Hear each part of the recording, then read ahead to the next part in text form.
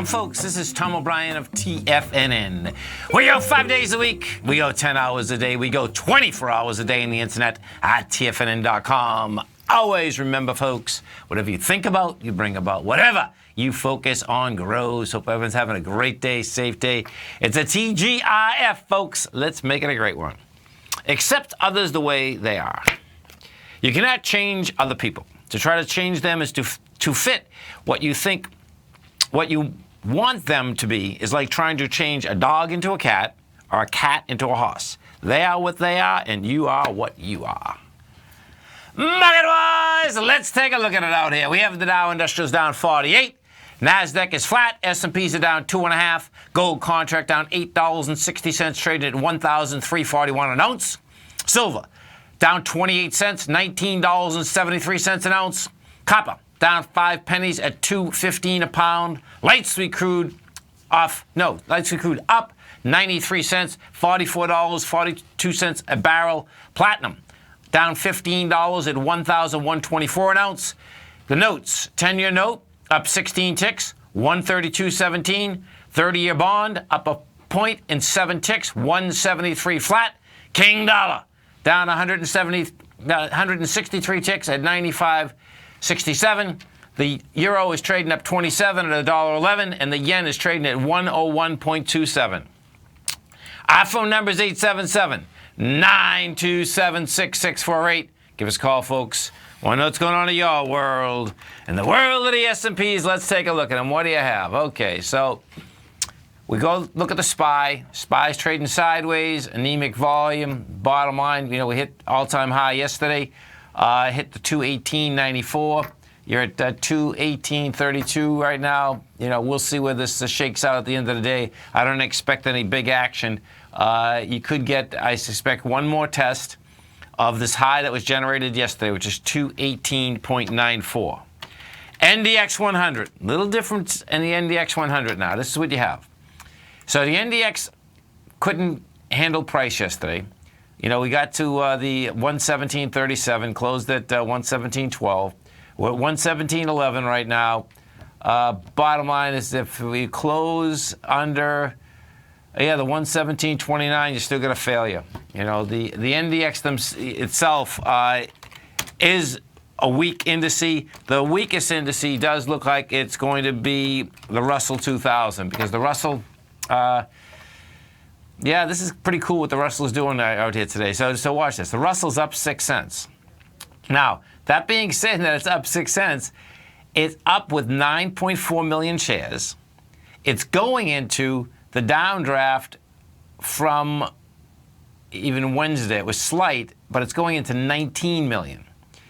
We've got to a price point of $122.46. Bottom line is that we'll see whether we can close under $122.40. You close under that, that's saying that also wants to back off. Gold contract. Now here's the deviant market, folks. Gold, silver, pretty intense. And this is what you have.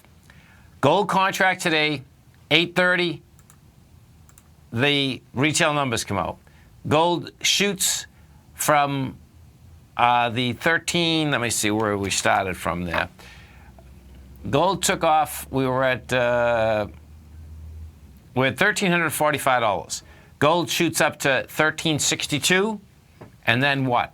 Gives it up. Now, what it had done is this. It couldn't make it to the high of the last few days, which is 1363.60. So what you have up here is that we have a large seller, not only in the gold market, meaning physical market, and the silver market, but in the equities also. So what we've had here is that we've done now 222,000 contracts today. That's big volume, and what you have is that big volume is actually pushing into the swing low now. So we're at 1341. What I expect you're going to see is that this is going to go after the 1335, probably Monday, Sunday night. We'll see how we go after those two lowest swing points. The first one is 1335. The second one is 1318. If we go take a look at the silver market, same type of setup in the silver market. Yeah, with silver, we've done 74,000 contracts. Silver shot up to $20.23, gave it up, gave it up in spades. Silver also is going into its lowest swing point now of $19.51, and it's going in there with volume. So I expect both of them are going to pull back. And why? Well, guess what? We go over to King Dollar. When these retail numbers come out, this was a classic, man. It was really wild, actually. So, King Dollar. King Dollar did just the opposite. King Dollar went down the tubes, but guess what? As it was going down the tubes, it did not get to its lowest swing point. It had lighter volume and a rejected lower price once again. So we had King Dollar get down to $95.19. You trade 95.18. We've done 18,000 contracts. Well, 18,000 is going against 35,000. So bottom line, King Dollar continues to want higher price. Pretty wild. And now, bonds have continued to say that the market wants to trade to lower price. If we go over to the 10-year, what you're going to see is this. 10-year did 1.1 million contracts today, pushing into its higher swing point. Okay, so what we have is this. You're at 132.17. Your swing point in the 10-year, your lowest swing point is 133.04. We hit 132.29. I suspect we're going to be going right after this Monday, Tuesday. You know, what you do have Mondays and Fridays in the summer are much slower. There's no two ways about that. And what we do have is that because you're getting deeper into August, that's when things can get a little bit slower. Why? Because the folks up north, they only have a few more weeks of summer, and that does make a difference as to who is working on Mondays and Fridays. 30-year bond. What do we have at the 30-year? 30-year, you've done 208,000 contracts. You are pushing into the swing point that was out there from the 29th of July. And you're pushing in there. It's going to need more volume. But the swing point is 316,000. I suspect it's going to go make a run for it. We'll see whether I got enough volume.